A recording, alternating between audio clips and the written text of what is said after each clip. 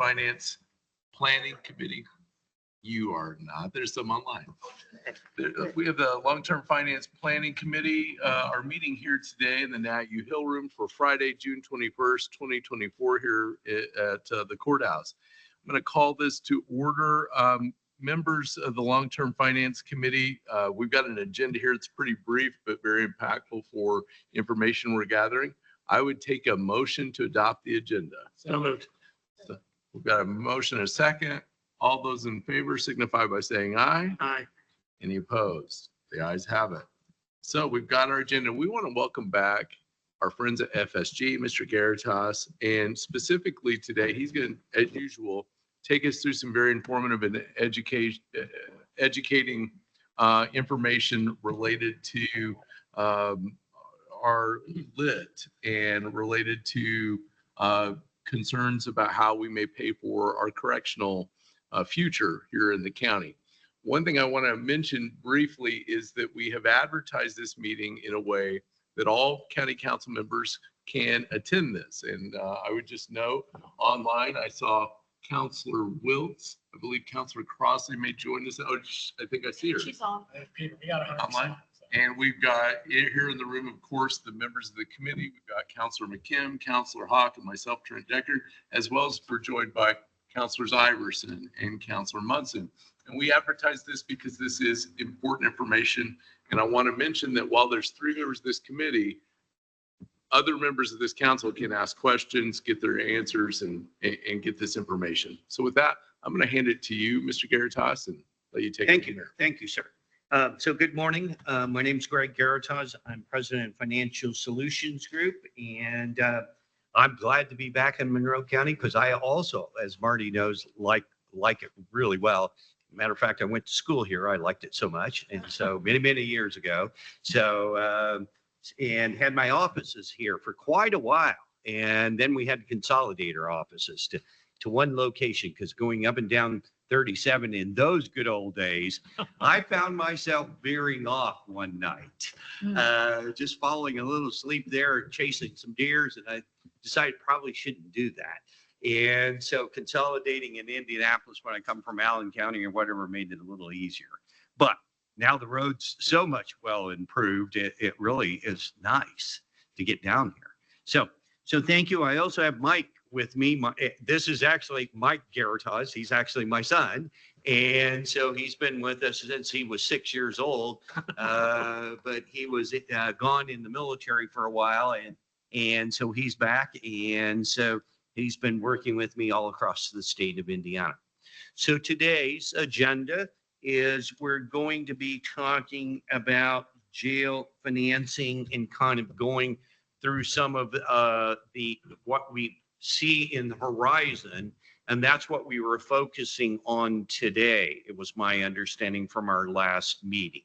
You have documents in front of you, but I want to go through a couple concepts before we go into those documents that are kind of critical, and also let you know that, you know, I started going down this road probably be about 6, 7, maybe even 10 years ago with both Hendricks County and Hancock County. And Hancock County kind of took the lead on it and said, we need to build this new, $80 million jail, which in that case ended up to be about a $60 million jail. But we need to build this $80 million jail. And if we put it on the property tax rolls, we're going to bankrupt the property taxpayer. And I said, okay, we've got to figure out another way to do this. So that's when we went on the trail of implementing and actually getting approved through the legislature a jail correctional facility tax. So I actually put that together with Representative Thompson and Representative Cherry, and we put together the first one allowing up to 20 basis points of LIT being approved by a county council. In this case, it was Hancock County, and they were already part of a county that they were controlling all of the income taxes, which is a little different here, as you know. And so, but it is still legally, I believe, available for the county council to approve. Okay. So that's an important point. Okay. Now, the first one we started with in the first legislature, we started with 20 basis points, up to 20 basis points with basically it would get eliminated after that. It also began with 4 basis points for operation of the 20 basis points. So basically you were using 16 and 16 for debt, 4 basis points for operations. That was improved. We gave it a longer date, a little longer date, and a little more flexibility on the fact that you could use a total of 20 basis points for operations because that had to be redefined. Now, we're not talking about using 20% for operations.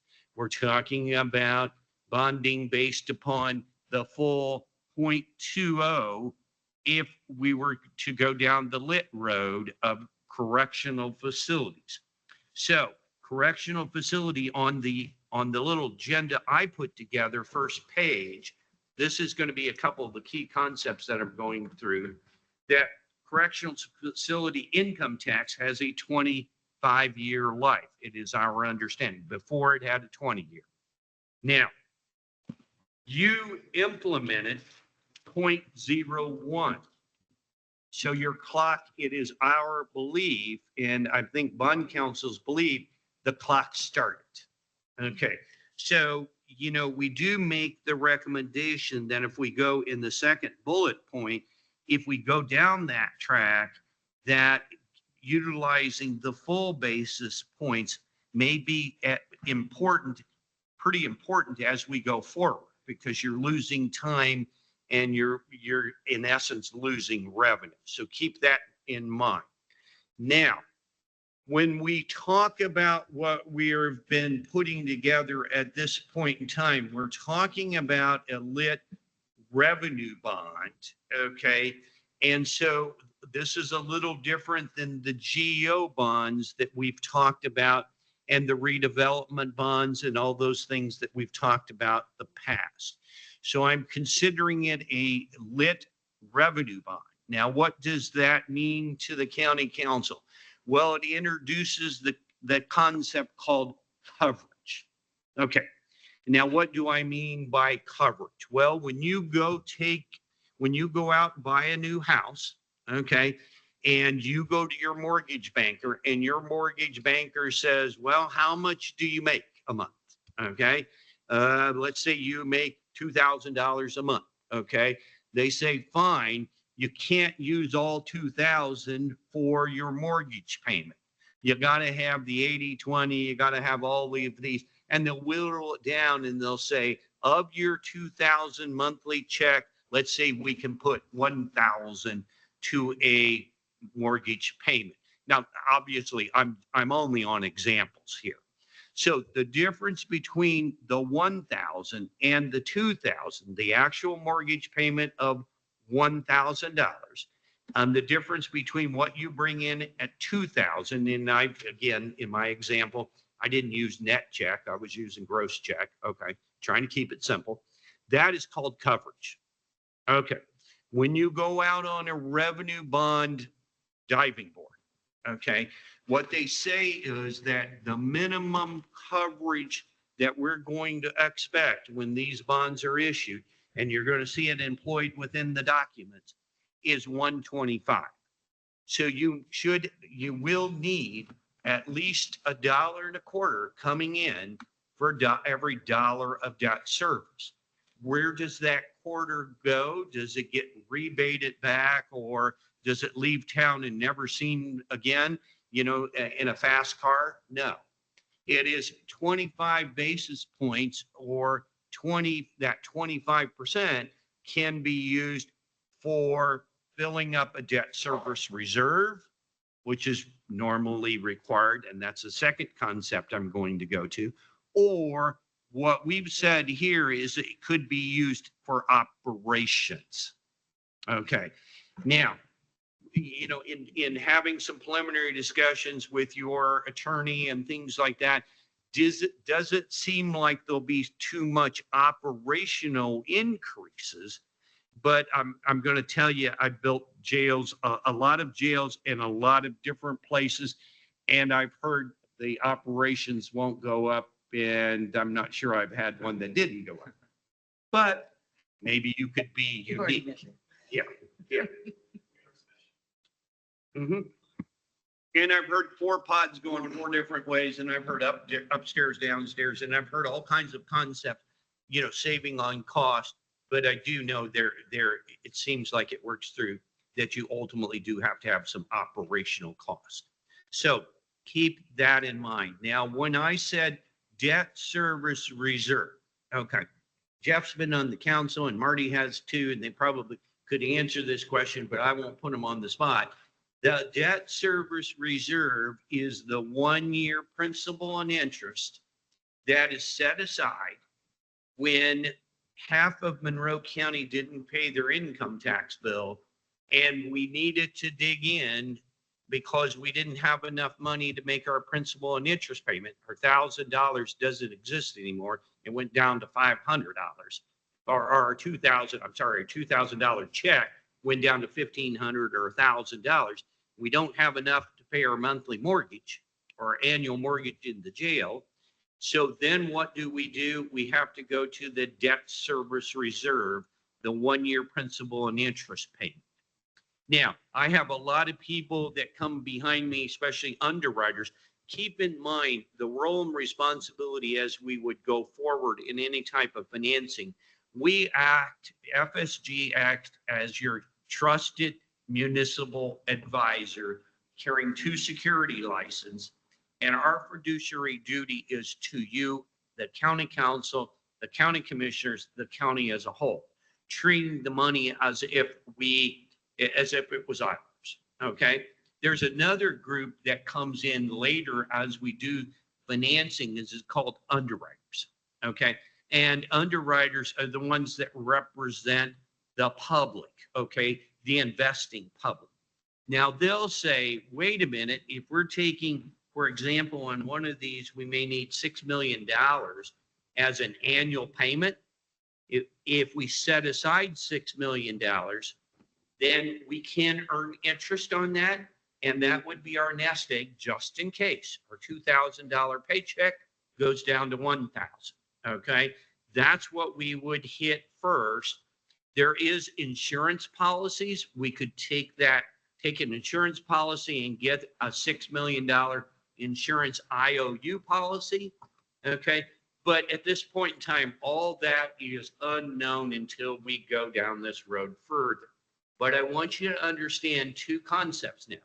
Coverage, $2,000 being higher than the mortgage payment. Okay. And debt service reserve, annual 1-year principal and interest set aside for when the $2,000 paycheck goes down to $1,000. Very important in a revenue bond concept.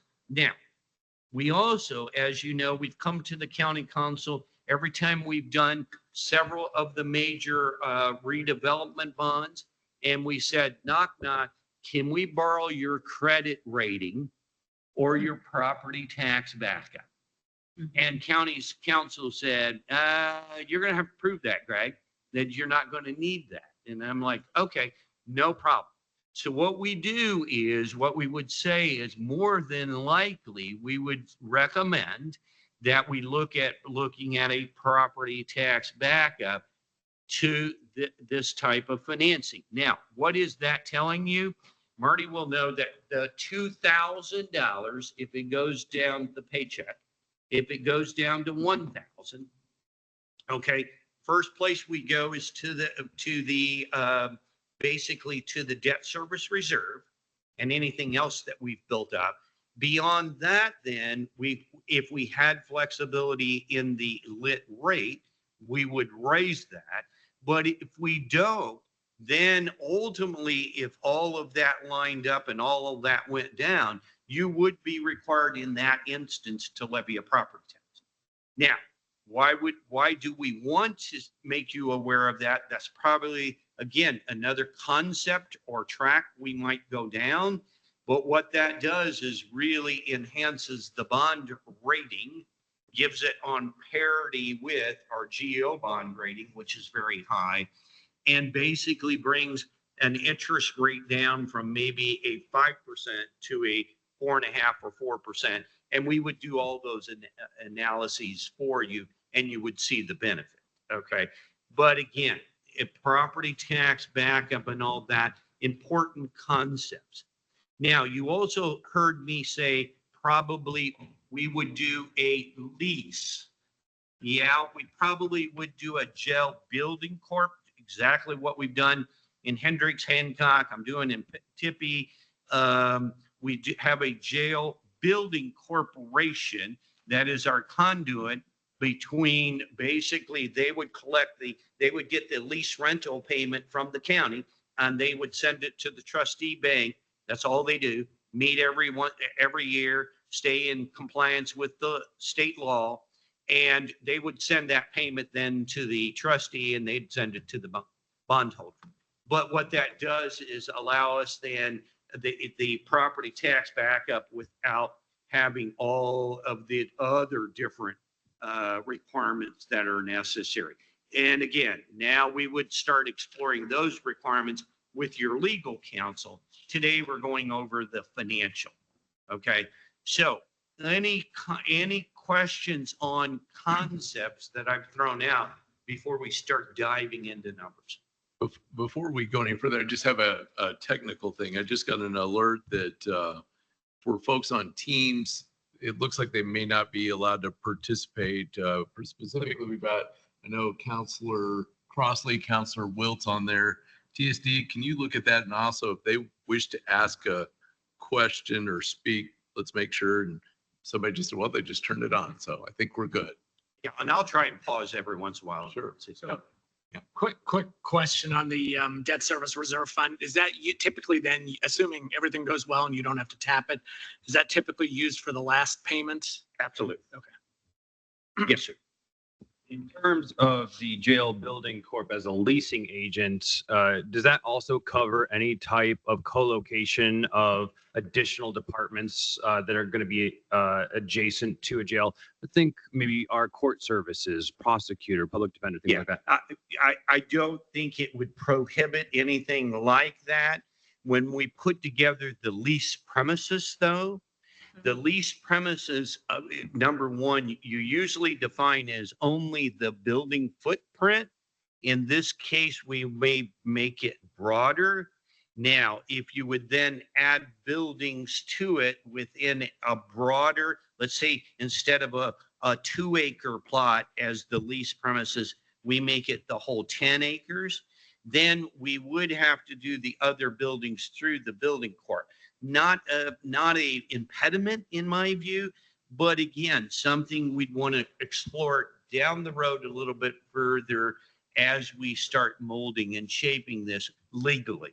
Sure, understood. Counselor Munson, a question, and then Counselor. Have talked about staging the constructions so that the Chairman, jail, Can you pull your mic down? sorry, Yeah. how's that? Okay. Okay, we have talked about staging as a possibility that we may need to do, or that would be best for us, and that would be build the jail first, get it going and get the Justice Center moving along as fast as we can, but not necessarily doing both at the same time. There may be advantages with the contractor. There may be financial disadvantages to this. So would you comment on that? Sure. Number one, and let's make sure I might define your term staging a little differently because Phasing. yes. So I would say phase 1, phase 2, phase 3, and Yeah, things okay. like that. So from an economic standpoint, given what I've done so far in the homework, I kind of really believe in that. Okay, I really believe that's helped us in other, in Hancock County, I built the jail. Now, a little later, we're actually using the coverage that we've accumulated because we have Yes. not needed it for funding.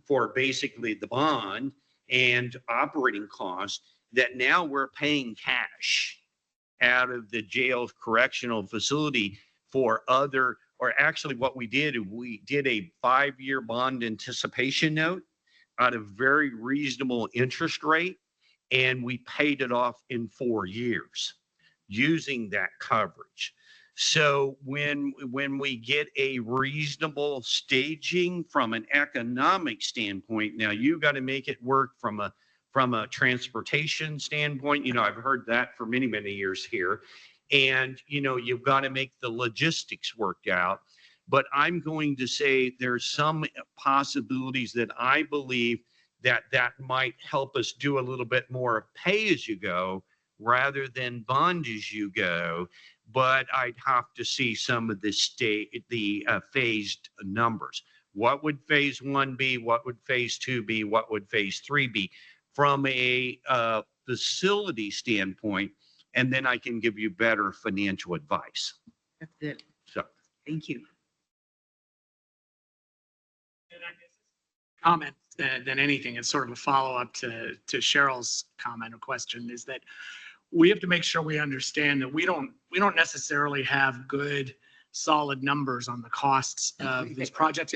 And so having a fully co-located facility may not be feasible. It certainly may not be feasible on day one. So I think we just need to throw that out there in case anybody's expectations is that we're going to have a fully co-located facility. It may not happen.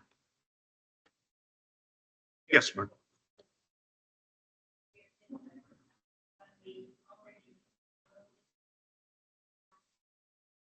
We were purchasing the Fullerton Pike, and that bond hasn't been paid back as yet. We're making payments on it. So one time I was told by legal department, they thought it was a 2 or 3 year bond, but then a part of what I was reading, that didn't seem right. Actually, I may have to correct that because Please I help think me we are understand. we need to go to Kim. We're actually making our final payment and may have already made it. And that's paid off, isn't it? Okay, that was my question. Paid last week, Next week. next week. So it'll be It'll be gone. paid off. And remember, that was a bond anticipation, Right, right. not a bond. And so it was very, very short term and it's paid off next week. Mhm. Because we didn't spend it, and now we not going to owe it further. So that's additional. And have you added that dollar amount in to your numbers? And You know, we considered that and we knew that, you know, we all knew that back at the office and we discussed that. We isolated that out because we're assuming that we're going to, again, begin with total project cost, meaning land, building, and all other cost. So no, we considered that because we do not have land, it is my understanding, Right. purchased. But I saw someplace here where you were talking about you added on your, whatever your collections were going to be. So I wondered if you would add that, what was it, 10 million or whatever, into available. So the way I have seen it, and Brianne can probably help me here, but we issued a $10 million band. Right. We had those proceeds, and in reality, that went and paid the band off. That means we've got the money for 24 free and clear. Yeah, That's why we brought it in. okay. I'll make sure. Yeah. Now, whether you use edit revenue or whether you use the band proceeds, it's a moot point. The answer is we still have a full year. Counselor Wiltz. Hi, thanks. This is really easy. The mic wasn't working for a second when Counselor Hawk started. Was that most recent conversation referring to the ban that we did just a year ago or so for, or I guess it was more than that, for purchasing Fullerton Pike property? That was Marty's question. We were talking- Oh, yeah. I just wanted to clarify because the mic wasn't on at the very beginning of her question. Yeah. Okay, thanks. And I would just kind of add to that, if all folks, both on the table over there and at this table, if you can make sure those mics stay close to you so that the public and we can go back and look at what we said, what we talked about and learned. Okay. So you hit, Marty, bullet point number 4. Okay, 24 and 25 jail lit and added would be used to fund the architectural costs possibly, the land purchase, and any of the supplemental fund costs such as if we wanted to start building up the reserve, that 1 year principal and interest. Okay, so that's important. So number 4, the maximum total expenditure rate, I'm going to put this on your radar, is 2.50. The current county expenditure rate or county as a whole expenditure rate is 1.89. So that leaves 0.60 that is out there at this point in time. And I think I calculated 0.6018 to be exact. Keep that in mind. And I'm sure Jeff has this memorized. When our special purpose income tax is on top of our allowed 2.5. So I wanted to make sure that you're not getting those numbers. 0.95. 2.5 is what we're allowed in total unless it's something that's added on top of that. Excuse me, can I make a point and then Bree's going to correct something real quick? One thing I want to tell you is when we did the bond anticipation note, the rate that we got was less than the rate we made on our savings account during this period of time. So we actually made money on that money. I think that's safe to say, but we also want to talk two more tiny things. Let her talk first and come back to me for a second. Can't hear you.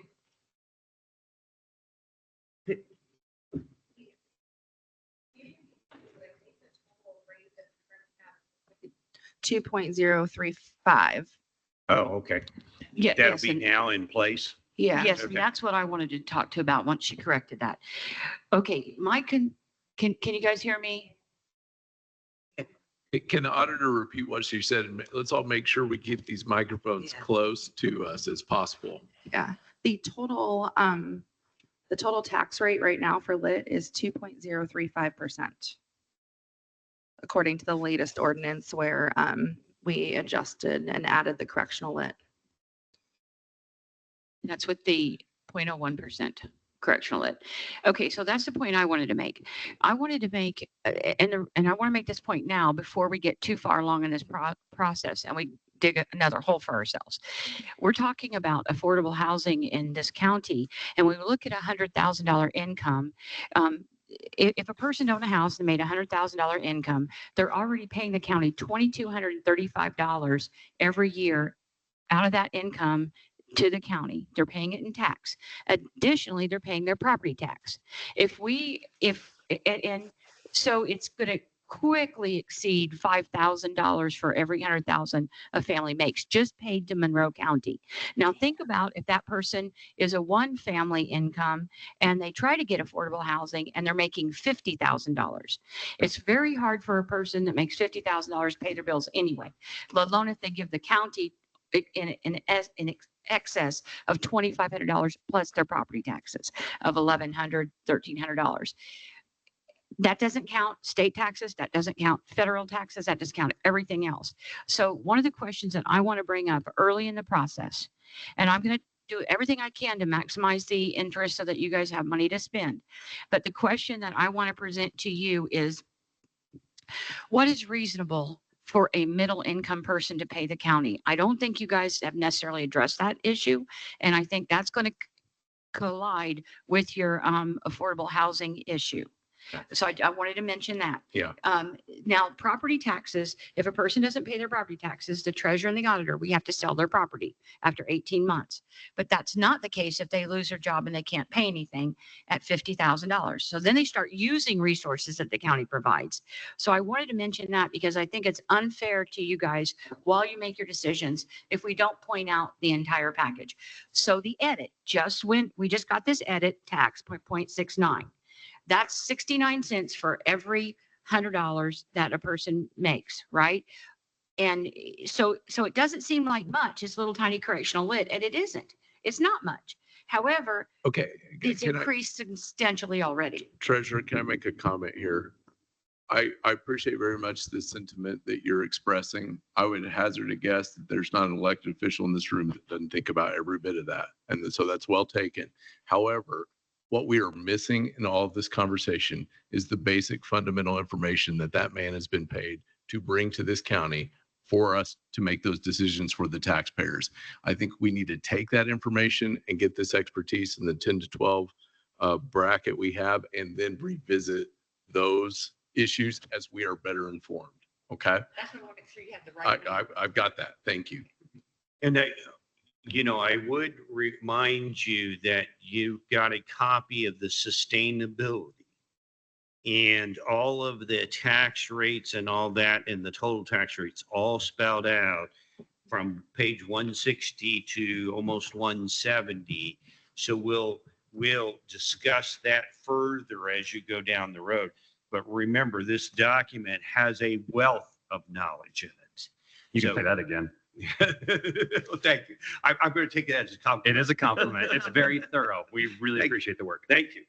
So back to the agenda and kind of looking out there. So I think one of the second to the end bullet is really the most critical as we also start thinking about what road do we go down? Do we go down Vernal Pike? Do we go down Kinzer Pike? Which pike are we going to take? Okay, on this road to get this done. Keep in mind that LIT revenue fluctuations as far as edit will occur as we go through the annexation impacts now or in the future. And will make your share, which again is documented in the sustainability and will be discussed by the rating agency to the nth degree when we go down this path, except for if we do the jail correctional facility tax. Okay, because you collect that in toto. Okay, you don't share it. Okay. A really important point that I guess, good concept that we've got to drill home, where you do share, obviously, edit, feed it, whatever you want to call that. Sometimes I skip the C, but when I'm in the county, I shouldn't. Yes. And please make it clear that that still has to stay under the 2.5. So if, Right. if the city takes it to 2.5 before we do, we don't get the jail. But- And I know we all try to pretend we don't know that so that everybody else doesn't know it, but we better be knowing it. Again, it is documented in the sustainability that way. Yeah. Matter of fact, I laid out each tax and the Okay. 0.69's in there. Yeah. So keep that in mind. Okay, now, when we've gone down, when we've had some preliminary discussions, then we're going to start getting into some of the numbers with bond counsel. Another strategic thought that we've got to make sure we all understand is that the bond counsel believes the correctional facilities tax is fairly limited. In other words, I believe Jeff has found on a preliminary basis, I know Jeff couldn't be here, but he'll address this as we keep taking steps. Yes. Molly? Jeff and I had the opportunity to talk to bond counsel yesterday about yeah. the correctional tax lit, and bond counsel yesterday advised that they do think it's limited solely for the purpose of building the jail, and that we wouldn't be able to use that tax rate to build to co-locate in other justice facilities. So guess what? I just put you on 2 pikes. Yep. Okay. And that's where I was going. Okay. The concepts that we've got employed within the numbers so far, because that was, I want to push the envelope as far as I can on the correctional facility tax. And I have in other places, but we actually use the other statute too. And not to say we couldn't get it tweaked in the future if we needed it, right? Marty, you've been pretty good at helping out on that. And so, that could be something that if we had to go down that track, we did, but we're on two pikes almost. If you're talking about, I'm going to call it the judicial campus. I like to call it almost campus now. And so if we're talking about the jail correctional facility tax, I think what Molly is telling you, it was that bond counsel is saying, we've got to use that for the jail. And not for courts or any other. Well, Or et cetera. Yeah. Well, there may be a nuance here. What if, for example, 2 courtrooms were built as part of the jail itself, in order Would to, that be percentages, or would they just say, Say, okay, until someone tells me. yeah, because there are intermediate cases, but between a whole. I mean, video courts are alive and well, and it is part of the correctional facility. So as long as I can, I might get a bond counsel kicking and screaming, but I'm willing to push your envelope, Jeff, as far as I can push it. But here's the point though. So let's dive into some numbers. The strategic problem we ran into is I am on the 20-year bond scenario. Okay, there's 2 scenarios here, 20-year and 25-year. Now, I've heard some of the numbers on the maximum size, and I'm going to turn to page 1 when I get to this document. I've heard some of the maximum sizes of the judicial campus, and I think it's right back to what we said. We'd have to phase it. You can't do those maximum sizes. But I also know that, Garmon told me $750 per square foot yesterday or the day before for jails now. And, hospitals are only 1,000. So it's getting as expensive as that. And so, boy, 2 years ago, I was building them probably for 300 or 400. And they are saying that there's an escalation in price as much as right now about 1.5% per month. So now, I think there's some ludicrous speed going on here, and I'm sorry for anyone that might have watched Spaceballs. Spaceball, it's a movie. There might be some ludicrous speed in some of this inflation, but I can't give you advice on that at this point in time. I don't think anybody can, because will we end up in a cliff and it come back down? We're already seeing that in a lot of different things. So At some point today, you had mentioned early on about leasing potential options, et cetera. And I know there's some counselors that have some interest in that. leasing, You said something about leasing options. but that was the building, using For the the building. building corp lease concept. as a vehicle. It's still a bond. Okay. Yeah, Yeah. please don't think I took you down another pike. We haven't gone down yet. Gotcha. Yeah. just for FYI, we did that on the last Jake. We had a building corp. Yes. We took that, so it's not Right. new. Yeah, we do it for the conventions. Absolutely, but I'm just saying we've done it for Yeah. county buildings. And I see Counselor Wiltz has her hand up. Actually, that just explained it. Thank you. Awesome. So it's not like we're going out and leasing a big truck. Gotcha. So don't use that. That concept doesn't apply here. Okay. Okay. No. You're gonna own it. It kind of is, right? Well, yeah, but you're Well, I gonna own guess it from it day is. one to Yeah, the well- end. And there's no buyout for $1. Yeah.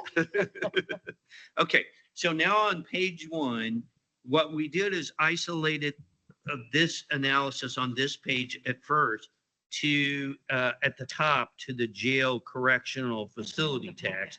And then you see the second section right below Which it one is is the county share of economic development. What I wanted to focus on is the first one. It is our estimation at this point in time, subject to, you've got that income tax sheet, Mike, in the folder. that we make a bunch of copies of, but we'll get to that in a little bit. That will probably, let's say 8.4 million, have that in revenues, okay? So I'm, again, on page 1 of this document, and if one of our council members needs a copy, we got a copy. I think, Mr. Garatos, we have it up on the screen as well. Good. For any innocent bystanders, we've got a few copies. Yes. Okay, and maybe it's changed from when we were working on it in the legislation changes. But I see it says up to 20% of annual revenue may be used for operating costs. And That limit no longer applies. as believe far as I that know. Yeah, was yeah. changed No, to- that needs to be corrected. that's not right. Sorry. That last statement is incorrect. And that's the way it was before, but in the last legislative session, they said that you could use the entire 0.2 for operating. Not that that's what we want to do, but just to be. I think it was in 23 that they changed it. It wasn't just the most recent, it was Well, actually the one before it. Time flies when you're I- having such fun as I am. Okay, so if we take that 8.4, this is the key. If we take that 8.4 and we go down to option 1, option 1, 8.85, then you turn to page 2. You find that option 1 on the old Paul Harvey, page 2, shows you that the amount we would probably have as far as par amount of bonds, 85 million. We have roughly 85 million in construction fund.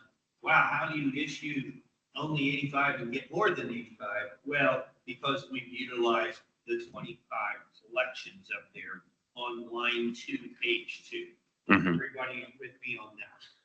And so the more we would employ or save up from 24 collections, the more we would have available for that. There, and you see then the debt service reserve, and you go back to page 1, and you heard me say that coverage, the coverage on option 1 is 1,697,000. So that could be used for building up a supplemental reserve fund, so we don't go to grandpa and ask him for his grandma or grandpa and go for his credit rating. We've done that before. We've built up a little supplemental over and above the 1 year, especially in the early part, or we could use that for operations. The way we like to do that is, and we would time it as we bring in the facility, we would have that money pay the debt in year 1. We would then budget it in year 2, the coverage, so that the money is in the bank while you're budgeting it. You with me? So we don't like to budget on money we don't have collected. And I keep saying, let's not spend our dollar before we collect it. So that's how we would recommend it, is collect the dollars, budget it in the following year. And when you're starting up a new facility, you have that opportunity, right? So we would start intermixing revenues that we have available to lower the debt versus revenues that we want to set aside day 1, year 1 to fund operations. Yes, questions? Given this recommendation, are we looking at doing this as soon as we have good estimates of construction costs? So we can put it in the budget this year? I don't know exactly where you are on the construction / We're not. Yeah. We're not anywhere. I thought we were way, yeah. So I'm thinking this is 26 at best. Am I right or wrong? But you're recommending that That we- if we're going to do the jail, Right. that we do that. Not necessarily, because we would be able to do that in 26 for operating costs in 25. So we've got to put together a schematic timeline Right. of when it's bid versus when it's built. because quite frankly, it's going to take a year and a half, 2 years. Sure. At least, yeah. Forward with increasing that jail tax to wherever we plan to take Oh, it absolutely. before we Yeah. lose the opportunity. Losing time, Losing. And and time, as we all know, flies. things are costing 1.5% more every month. So, I mean, I was really surprised when I heard that. But you know, I have been using on everything growth factors of 10 and 12%. And for buildings. Now, again, you know, we would have to go to the engineering specialist and say, is that likely to turn around on us? Mhm. But that's the only difficulty with phasing. But the good news is, you know, phasing is strategic to avoid, you know, going too far, too fast and putting the county in a bad financial position, so if we want to have, in my mind. we will be starting in a couple months, the budget for 2025. Right. And consideration on whether you're going to do this. I don't think you can wait until the budget if you're going to implement the lit at a higher, jail yeah. correctional facility. I just want our council action timing to mesh with the recommendations that we're getting. Because remember, Molly will knock on our door and say, there is a requirement when you impose or change the lit that you have to give notice to underlying taxing districts by August 1. Oh, wow. Yeah, so the last time I looked is 4th of July is coming real fast. Yep. Wow. So this was pretty timely, Trent, when you said, next meeting, we need to talk about this. Yeah, we do. And that's why we're here. So, okay. So option 2 then is isolating only the county portion of edit. And we use there approximately 11,249,000, and that ties into then option 2 on page 2. That at this point, which we would be using 24 and 25 collections. And again, most of this was structured to give you a maximum, okay? Because I could always pare it down, okay? But so option 2 gave you 125,000 or 125 million for construction fund. And again, the other different. Option 3, it's pretty obvious. We put the 2 pancakes together and made it a stack. Okay. And just to be clear, you haven't reduced our share of the EDIT at all based on the possible impacts of annexation. No, Changes sir. by the day. Obviously, the probability of that changes by the day. So. Right. Yeah, I haven't even checked with Jeff or Molly on the latest and greatest, you know, who's battling who and where do we stand.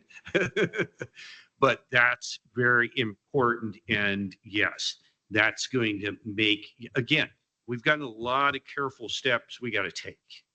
Okay. But that's what option 3 does. So I'll pause again for questions.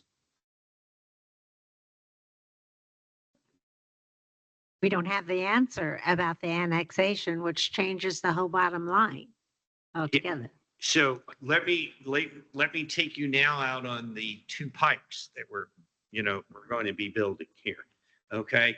So I think what we've now, if we start intertwining concepts of phasing, if we enter concepts of Molly and her legal team, and revenues available and things like that, I think what we're heading down is that or I'm trying to say, what about this concept? We increase the correctional facility income tax. We are required and would use that on the jail. We would then be putting the edit towards the other facilities because it doesn't have a definitional difficulty. Okay, but would then take some time, okay? And maybe some of the smoke would clear. And we would kind of set up a nice, here's pike number one we're going to take, and pike number two, meaning trails that we're going to go down. So when I know about annexation, defining laws, phasing in, available revenues and things like that, I come up with a logical sequence that I'm thinking, unless you say, no, that doesn't work logistically, then, Financial Solutions Group, Solutions is our middle name, will find a better answer. So, but that's what I got to hear from you all. But I'm thinking, give me the pros and cons of that scenario. And the EDIT also doesn't have the clock associated with it. Bingo. Oh. The EDIT doesn't have the clock associated with it, that the jail tax Right, does. and because we're talking about, Legal clock. Right. It has a philosophic clock, if you know what I mean. By other people can change other people's rights. The state. Philosophical. Or the city. I mean, the city could reduce the rate. That's true. That's Could, unlikely. could, That's unlikely could. that they would reduce the rate. They legally could. They could. Yeah. Right. So three, just to make sure I'm clear, option three essentially takes top line option 1 and 2 and then combines into one. as if it actually was going to work that way, Right. but we don't. Like I said, Okay. takes both pancakes that we're serving up Okay. on a plate, Correct. puts them in a stack and combines. We probably want to recalculate or at least show on our documentation an estimate of what the EDIT would look like if the annexation proceeded in toto. It's an easy calculation to Ooh, do. At that least we would could be- just see. We did some of that within the sustainability, and I think we. Yeah, I think you that did. at almost 20%. Yeah, I think you did. Yeah, Ah. and so I think, I was thinking it was a maybe plus or minus, it was minus around 1.5 to 1.6 million. Okay. Because it's tied to the population. No, The Tied edit to the distribution is tied to the the population. levy, right? No, the city, No. no, the city chose the population. method. Did they check? Okay, so okay, I thought it was, thank you for the correction. We'll double check that. It was up to the city to choose whether to do the population distribution, which gave them a lot more money, or they could use the same as they would have done with the certified share. And of course, they chose the split by population. I would have done the same thing had I been on the city council. So when we estimated the sustainability was, our belief was still around 20%, I believe. Okay, But that needs refinement. okay. Yes, And highlight it so we know what it is, Yeah. where it is. exactly. So we'll Okay, I- double check the Molly, do you agree with that? On the population versus the levy? I promise you. Okay, thank you. I know you know your stuff. I studied it. Yeah, no, they chose the Yeah, way that was most. Right. But I did have a question Please. before I forget it.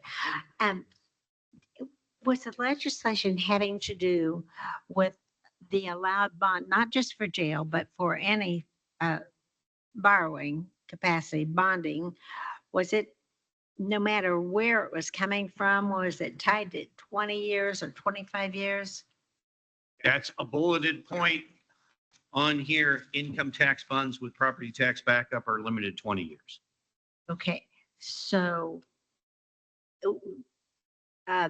if we Subject tried, to a legal check. even yeah. if we tried to bond using the edit money, we're still tied to 20 years, right? I Okay, believe, say that again. I believe that is correct because Okay. it's income tax bond that is limited to 20 years with the property tax backup. Now, if we don't have the property tax backup, no. The answer is no. Okay, so, but you said you thought because we'd already started with the correctional tax, we don't have, how many years do we have left on that we can straight that bond to? So again, that's bulleted point number 2. I don't have them memorized. Yeah, 1 and 2, right. Correctional facility tax has a 25-year life. Okay, but we've already used up That is bullet one. 1 or One. 2. one. So we've got, so how do you split up the fact that if edit can only be for 20, if we use both combined and edit can only go to 20-year, am I missing something? What we And the would, jail would yeah, go to you're 25? focusing a little bit too much on the fact that what we said was the property tax backup would limit it to 20 at this point. Okay, We probably would have to remove that. And then just have the debt service reserve and not the backup. Remember, the backup was the, right. asking grandpa to pay us, if there was a Yeah, problem. But that gets us a lower interest rate. Yes, so that's a trade-off, right? That's a trade-off. Well, we want the lower interest rate. Right, but we may want 25 years. Well, and that's why you included amortization tables for both the 20 and 25 years in the packet today. Bingo. Yeah. And that's why I think we have to do the 20 years. Switching, the method used for underwriting is already answered. We can switch. Oh, we can switch from pure, Property tax to, well, remember though, this was a property tax guarantee only. Backup. I did not do a property tax bond. okay, this is a property tax guarantee. Backup, guaranteed only. It Okay, was a proper. and we can switch the method of guarantee. We can either have the guarantee or not have the guarantee. And as Marty pointed out, there could be a rate differential Yes, okay. So, in the interest rate. Yes.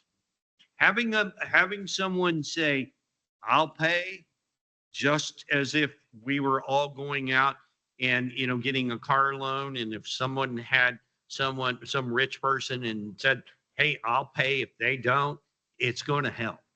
Is there any amount of debt reserve that would make up for that property tax backup? Let's put it this way, Jeff, we're at that point, we'd be too far in the weeds. It will be too dependent on the market at the time of the bonds.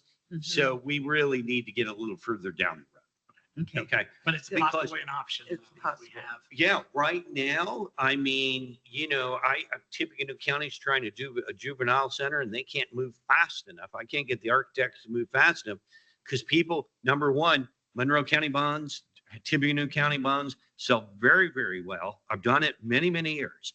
And sometimes could even make that a moot point, okay?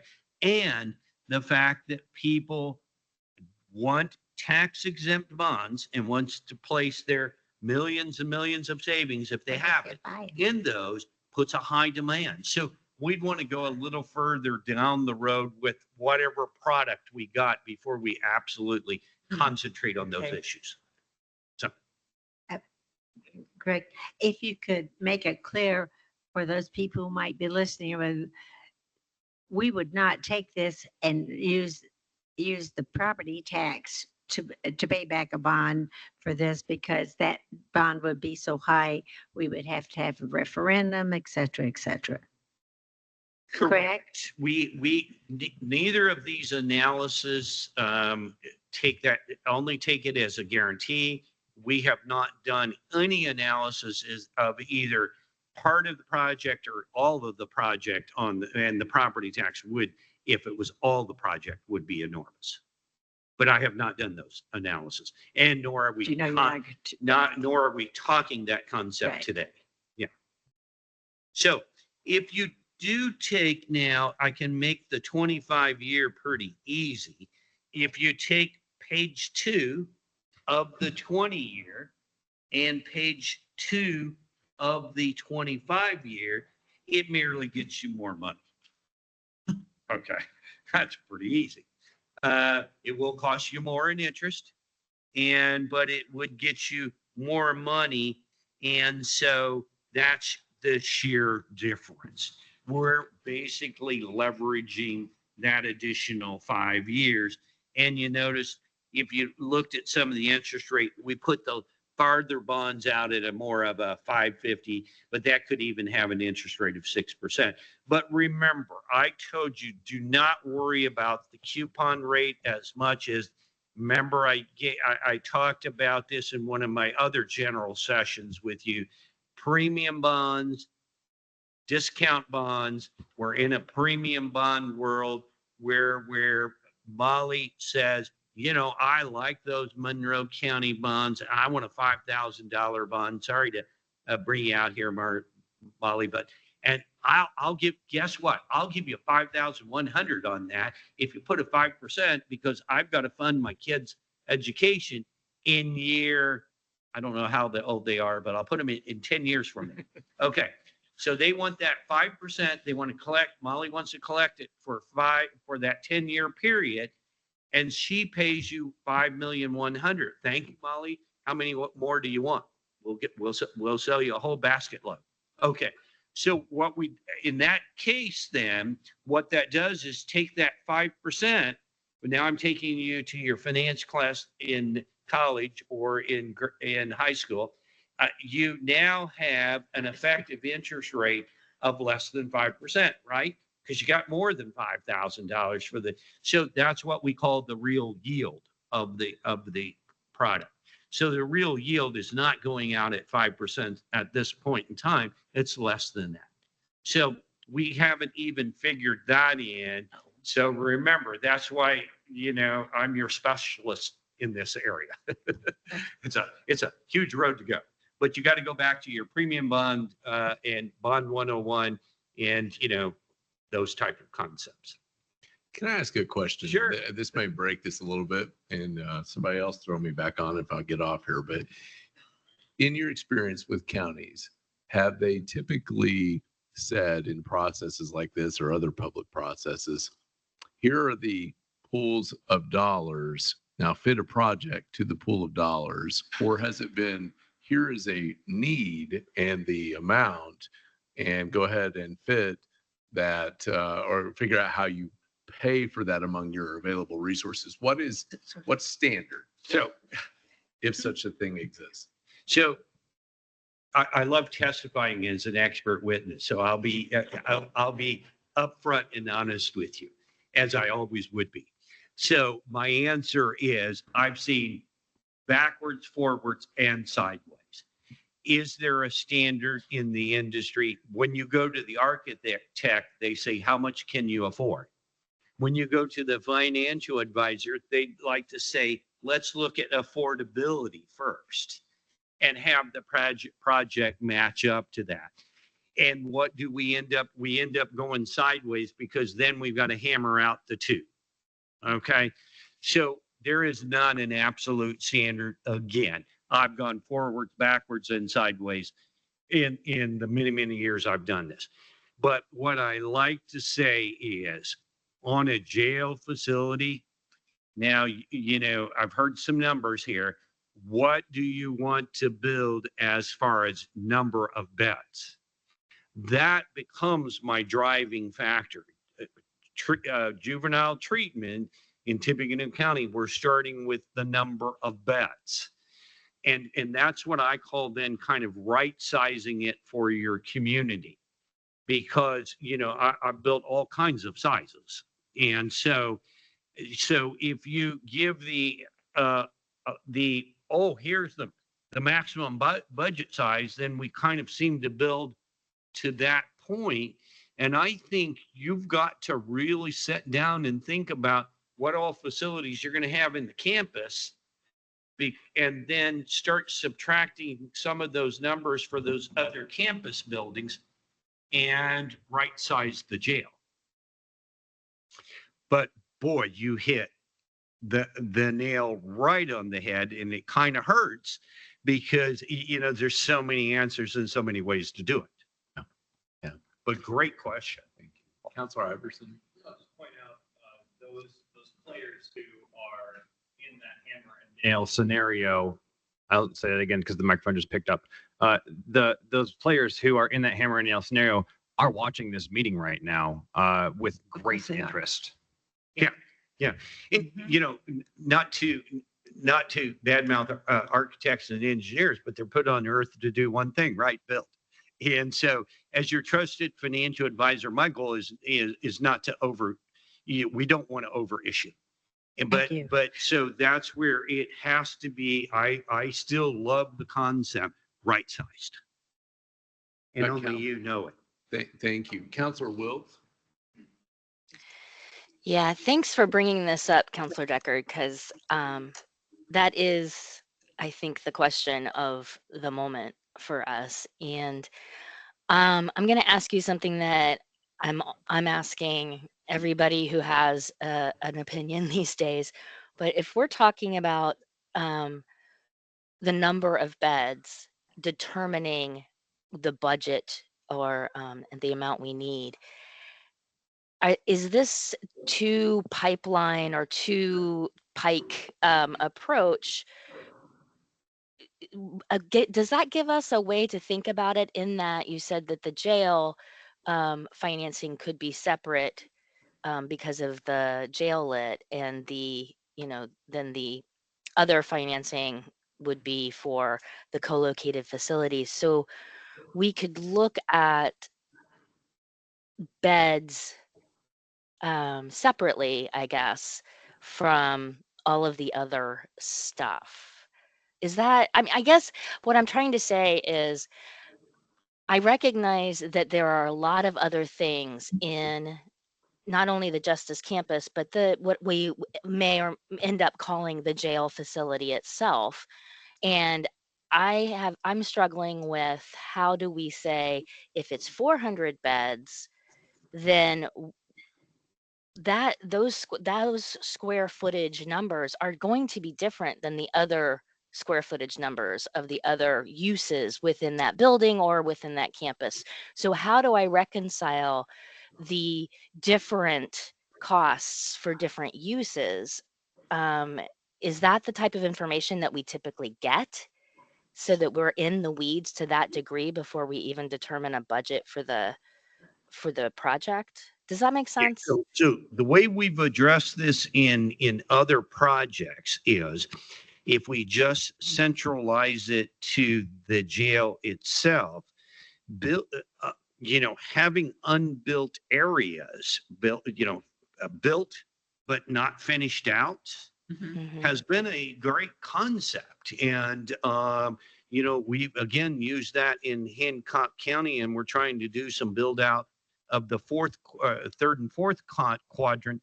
And also, I'm not a jail programming expert by any stretch of the imagination, but I'm going to tell you that we've run into some of the larger counties that the programming might have not been necessarily jail them and put them in there, and throw away the key. It might be recidivism and worrying about how can we make the part that we didn't build out available for some other programming. And that's been really working fairly well, but you would have to work with your programming expert or your architect on that. But I'm just telling you what I've experienced.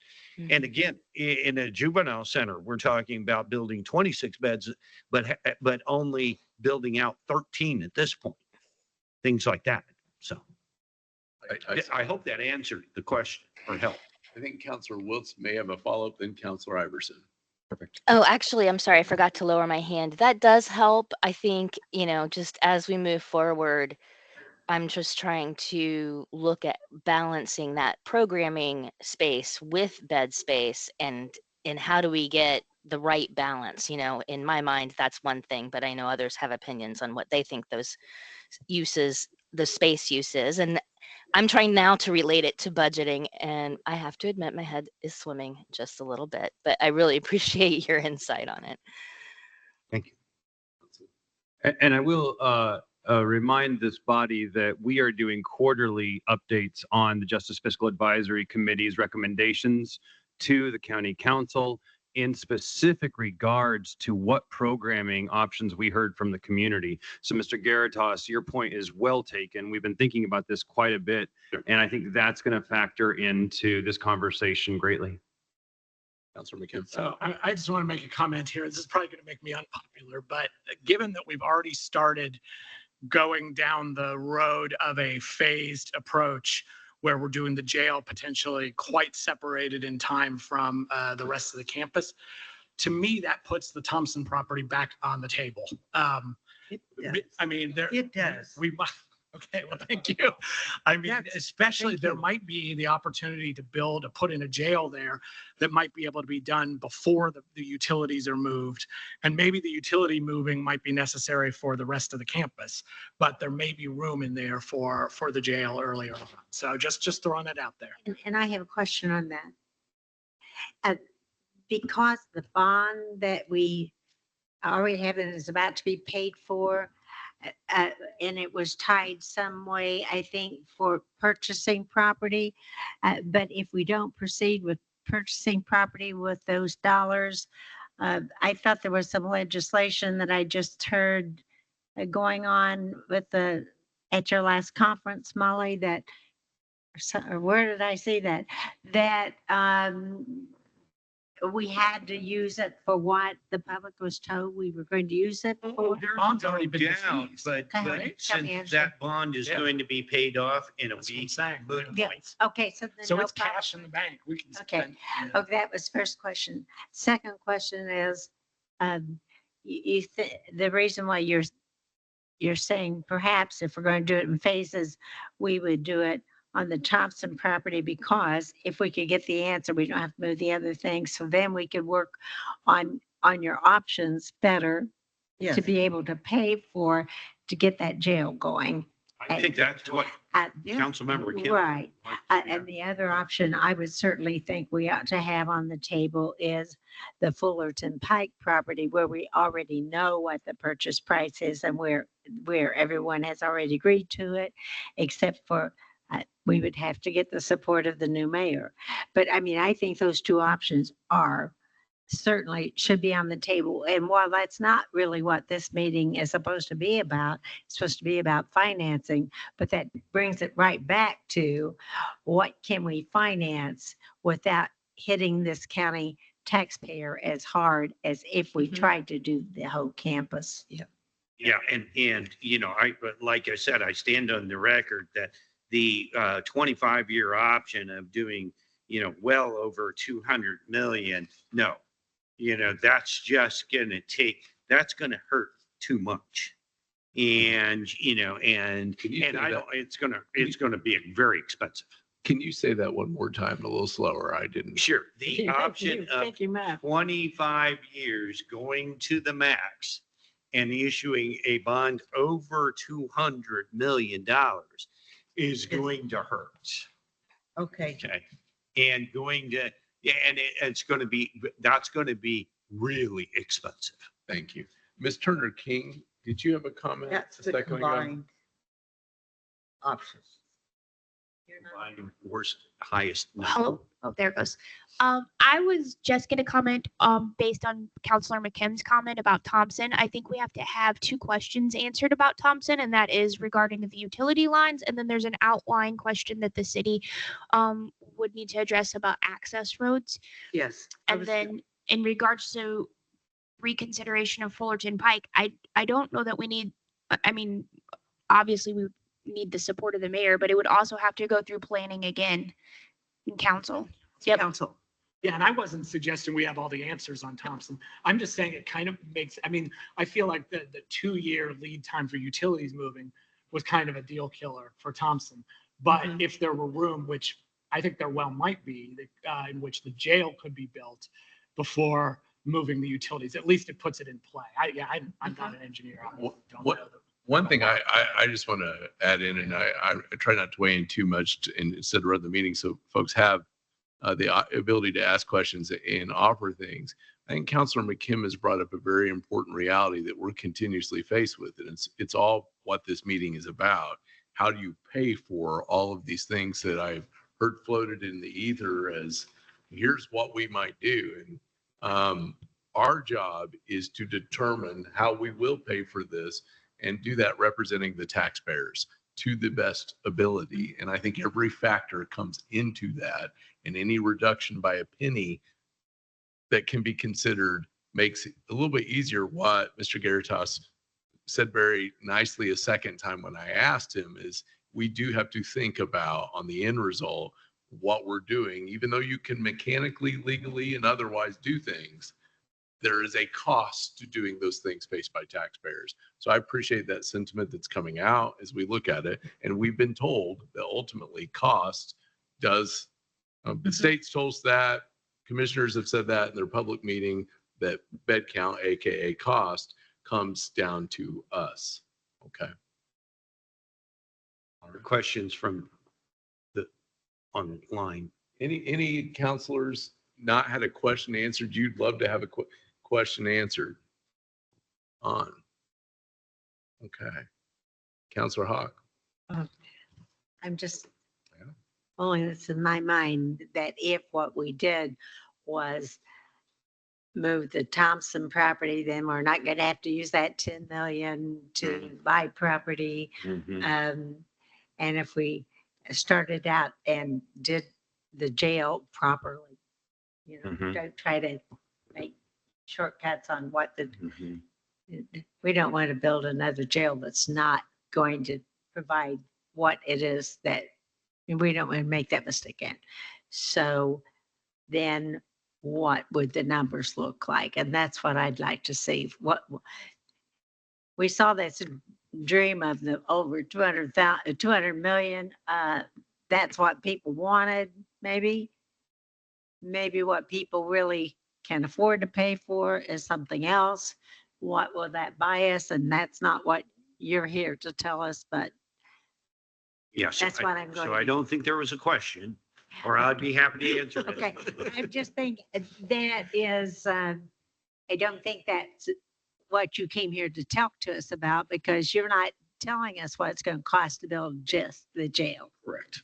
Right. I'm trying to tell you the financial paths Yes. that we have to take under all of the considerations that we've been talking about for the last hour or so, that we carefully have to kind of put together, and that will ultimately then work into. So we've got what we can and pretty much cannot afford in front of us, and now I need some numbers of what you're building, and that's when I told you the paths collide.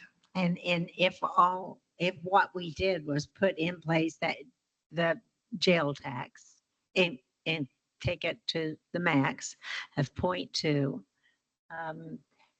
then we at least have made the step toward making sure we're putting those dollars in place. And we heard yesterday from the auditor's office what that would cost the taxpayer. You want to pull that up? If they went, and I think what they were using was the 0.2, but we already had the 0.01, at which we reduced some of the other income tax to come up with that 0.01. I mean, just to end, I just think we just need to say it out loud to the taxpayer. How much is this going to be on your taxes? And please remember, you're paying this income tax not on your total amount of revenue that you receive, but it's what you pay taxes on. And remember, it's where you live, not where you work. Yes. And Counselor Hawk is referring to this table that the auditor staff has put together. Second day in a row, they put together a really helpful table to illustrate some good data here showing what a correctional lit percentages do for taxpayer per income brackets. I think we're going to share this. 20,000, 40,000, 60, 100, and $200,000 levels. And you'll see that per option A, B, C, and D related to percentage of lit. I mean, I think if you're just going to read out one number, it would be that if we took it to the max, it would be $120 on $60,000 of taxable income. Yeah, that's a good average.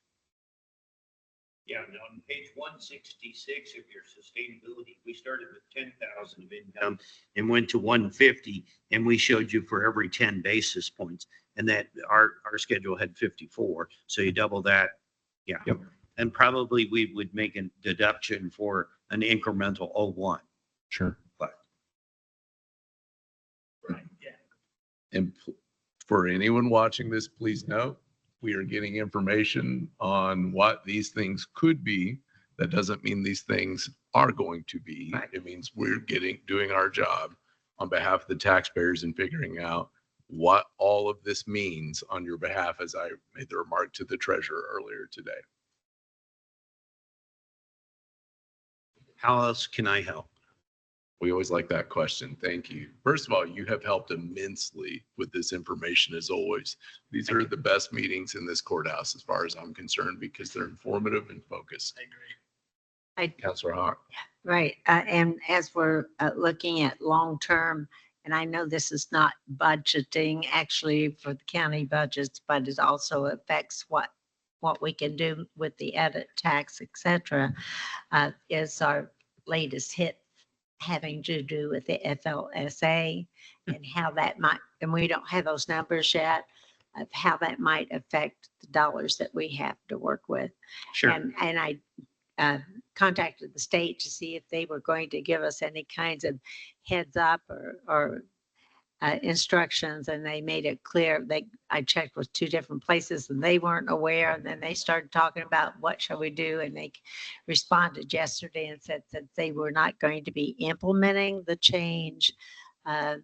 They were not going to be sending out information about what the county should do. Okay. So how much of a difference that will make, and that may not be something maybe we would ask you to look at and help out with, or what, but I am just suggesting that is also a part of what we need to look at because since this committee is long-range planning, that is something I think we need to take into Yeah, consideration. I'm not a big baseball analogy guy, but I'm going to say we're in the first inning and we've got a lot of innings because, as soon as the boys and girls go downtown to Indianapolis again, right now you can't get down there very easy because of the road construction. But once the roads open up and they get in there, we're going to probably have to play that play by play. There's going to be huge, huge changes this coming year. Right. And it's so important to be good friends with Representative Thompson. And stay up on everything. Yeah. Just stay up on everything. I also want to echo this, and Mr. Garitas heard this prior to the meeting. I had an opportunity to hear some of the folks auditioning to lead our state speak. And I do think that it is very important what Councilor Hawk is saying, that we are talking about what local government does to all of these folks auditioning to be office holders, because some of them I'm not sure have sat in local official chairs or managed local problems or local headaches under the restrictions of the state. But if they had, they would be well aware that this job is very limited. The need is extremely great. We're very close, and they've got to be very cautious with what they do. And I say that very respectfully for their work. I used to work up there. And some days that's good memories and some days it's not. But they've got to be very cautious with that. And, but there are things murmuring about, and they're going to be impactful.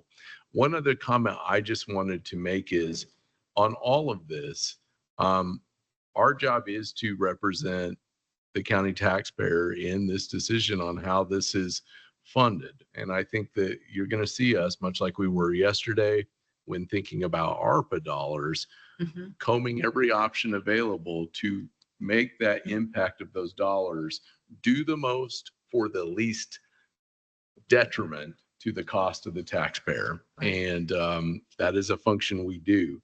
I say that because as all departments, elected officials, and others are thinking about these costs and what they do, we may have to very much dream and plan exceedingly realistically to fit a plan that the county can afford. And by that, I mean the people that are walking around in those jobs can't afford. Okay. And can we also remember that the last time we went around this farm, when we bought the Thompson property, and everyone started putting together their dream list of what the exact campus could be like, that, and I said this last year, that price tag became so high that it shocked everyone and it stopped it dead in the tracks. So we have to recognize the difference between a dream and what is reality, and move. And if we're going to move forward, we have to choose reality. Councilor Munson. Yeah, I have a comment and then a question. And last night, Councilors Iverson and Wilkes and myself attended the Indiana Regulatory Commission's public hearing about the increase in Duke rates for electricity. It's substantial, over 30%. And who knows what's going to be ultimately decided, but people were there really hurting. And just, I was there to help tell the story of all the people who wanted to be there, but couldn't be there because they were working or they had kids or they just don't like getting up and speaking in public. And it was a big hit to our taxpayers and residents in the county. And so we will be adding to this with whatever we do for the jail's construction. And I think we have to keep the whole picture in mind as we operate. So that's my comment. And now my question. I would like us to know if we're going to outline here the next steps in the timing of what we're going to do when, because we know we have to talk with the sheriff about number of beds, programming, etc. And we want to really know what is needed for us to be able to consider Thompson and Fullerton project areas as an alternative for our jail construction. So I'll take that as more of a question to me on that last part. Oh, and would you like the whole thing? Okay. No, I'll Go throw for it. some comments out and see kind of what Yeah, folks okay. think here. But my recommendation on this is we have to absolutely 110% consider sort of some of the thoughts, plans, implementation that the sheriff's talking about. We have to think about that under these financial constraints. We also have to, I believe, involve the commissioners with that discussion. Absolutely. I also recommend the Board of Judges have a voice and a representation in some of that because they are overwhelmingly going to be affected by that. And so I think that those entities, as well as the auditor who is going to manage this process wholeheartedly, and of course all the staff involved, I think that a conversation on both of those fronts is due, so that we can begin to manage some expectations in planning, expectations, or manage cost and expectations of planning to get a more accurate picture. And I think that discussion does involve some of the Thompson considerations or Fullerton that has been mentioned here today. Okay. I just would like to see us moving towards a schedule of when we're going to have meetings and discussions about these particular points. Absolutely. Yeah, Councilor McKim, do you have some thoughts? Oh, no, I mean, I don't think we're in a position today to set out a schedule. I don't mean that. I will say that, conversations with the commissioners is obviously going to be central, since they still have to agree with on any land purchase and on a number of the other things. The tax rate issue is really the only thing that's kind of unilaterally ours. Which, if I may, you've got an important milestone coming up. Yeah. And that will then either put you in progress for another year or put you back 1 year. Yeah. Thanks. So,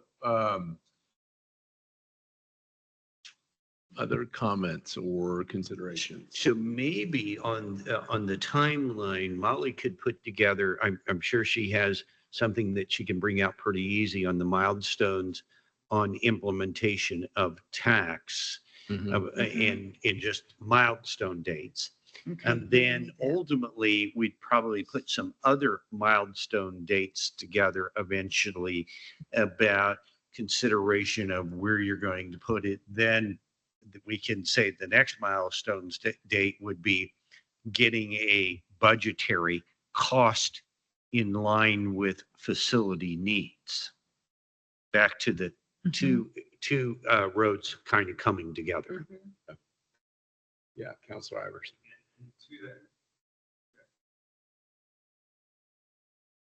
Check. Okay, there we go.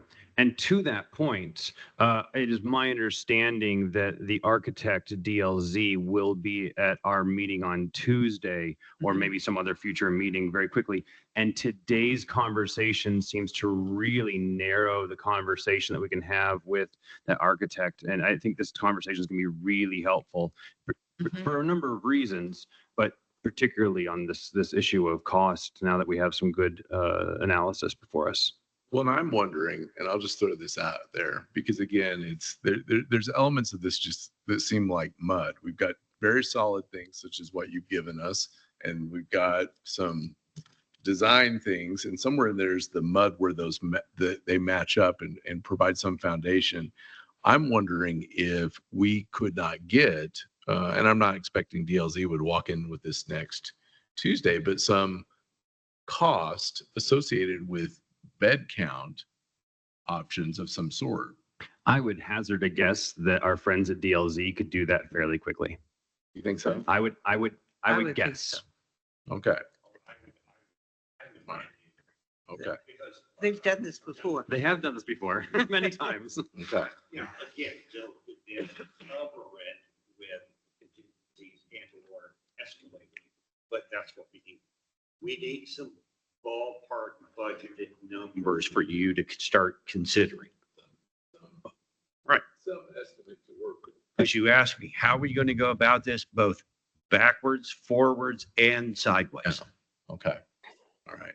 Yes. And furthermore, the clarification of the two piers, or however we're going to call this, roads, whatever analogy we're going to use, it really helps that conversation because now we can focus on a jail, or now we can focus on a campus, and they're separate conversations now. That, I think, to me, in my mind, that's helpful to move through your mud.